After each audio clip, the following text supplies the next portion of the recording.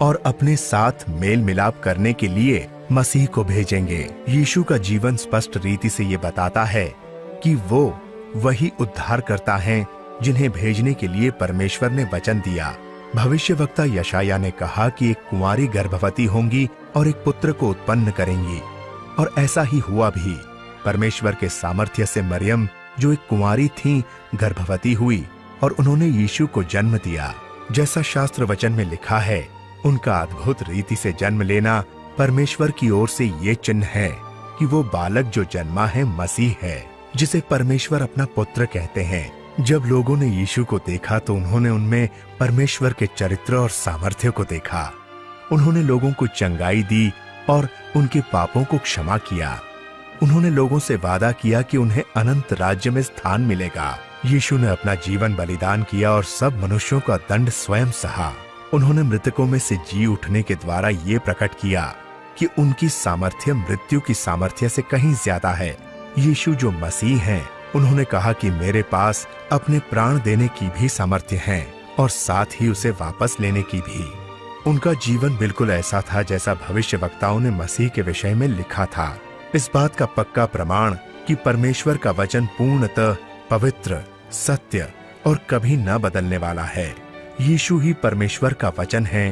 परमेश्वर यीशु के द्वारा अपने आप को लोगों पर प्रकट करते हैं।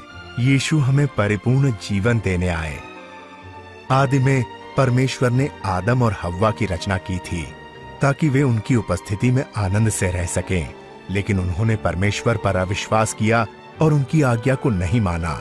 उस लज्जाजनक कार्य ने उन्हें परमेश्वर से दूर कर दिया। पवित्र शास्त्र में लिखा है कि सभी मनुष्यों ने पाप किया है और पाप का परिणाम मृत्यु है। जो लोग पाप करते हैं वो परमेश्वर के साथ संगति नहीं कर सकते। जिस प्रकार परमेश्वर ने एक मेंढा अब्राहम के पुत्र की जगह मरने के लिए उपलब्ध कराया, इसी प्रकार परमेश्वर ने यीशु को आदम के वंशजों की जगह मरने के लिए भेजा। उन्होंने ये इसलिए किया कि जो कोई भी यीशु पर विश्वास करते हैं वो उनकी उपस्थिति में आ सकते हैं। इसलिए जो यीशु के पीछे चलते हैं वे पाप के दंड से छुटकारा पाकर सदैव परमेश्वर के साथ रहेंगे।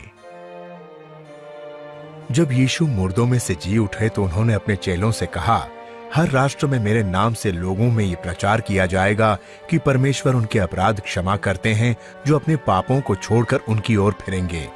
यीशु ने यह भी कहा कि परमेश्वर पवित्र आत्मा को भेजेंगे कि वे उनके चेलों के साथ रहें और उन्हें सामर्थ्य दें कि वे परमेश्वर के मार्ग पर चल सकें। जब एक पापिन स्त्री ने अपने पापों से मन फिराया और यीशु के पीछे चलना शुरू किया, तब यीशु ने उससे कहा, तेरे पाप क्षमा हुए, तेरे विश्वास ने तुझे बचा लिया। यीशु ने कहा, जब लोग पूर्ण सच्चाई से परमेश्वर से प्रेम करते हैं तो उसका प्रमाण है कि परमेश्वर ने उनके अपराध क्षमा किए। जो यीशु के शिष्य बनने का निर्णय लेते हैं वे यीशु के साथ अपने संबंध की शुरुआत इन शब्दों के इस्तेमाल से कर सकते हैं। पिता परमेश्वर, आप धर्मी हैं। मैं धन्यवाद करता हूं कि आप मुझसे प्रेम करते हैं। मुझे इस बात का पछतावा है कि मैंने आपकी आज्ञाओं को नहीं माना और आपके विरुद्ध पाप किया। मैं धन्यवाद देता हूं कि आपने यीशु को मेरी जगह क्रूस पर मरने के लिए भेजा और वो तीसरे दिन जी उठे। मैं धन्यवाद देता हूं कि उन्होंने मेरे पापों का दंड सहा। मैं आपके मार्ग पर चलना चाहता हूं और यीशु को अपने उद्धारकर्ता और प्रभु के रूप में ग्रहण करना चाहता हूं। मैं धन्यवाद देता हूं कि आपने मेरे पापों को क्षमा किया और हमेशा के लिए अपने साथ अपने राज्य में रहने के लिए द्वार खोल दिए। मैं विनती करता हूं कि अपना पवित्र आत्मा मुझे दें ताकि वो मेरे साथ रहे और मुझे आपका मार्ग दिखाए। वो मुझे सामर्थ्य दे ताकि मैं अपने पूरे मन से आपसे प्रेम रख सकूं, ताकि मैं ऐसा जीवन जीऊं जो आपको पसंद हो और इस दुनिया में हर जगह लोग आपकी स्तुति करें। आमीन। यीशु ने अपने शिष्यों के बारे में कहा, मेरी भेड़ें मेरा शब्द सुनती हैं और मैं उन्हें जानता हूं और वो मेरे पीछे चलती हैं। यीशु के शिष्य आपस में मिलते हैं, वो हर रोज उनसे बातें करते हैं, उनके वचन को पढ़ते हैं वो हमेशा उनकी शिक्षाओं को मानते हैं, अनुसरण करते हैं। यीशु उनके मार्गदर्शक हैं और परमेश्वर का आत्मा जो उनके हृदय में रहता है उन्हें सामर्थ्य प्रदान करता है। हमेशा उसे याद रखें जो यीशु ने उनके स्वर्ग पर उठाए जाते समय कहा, परमेश्वर ने मुझे समस्त स्वर्ग और पृथ्वी का अधिकार दिया है। विश्वास रखें कि मैं हमेशा तुम्हारे साथ इस जगत के अंत तक हूं।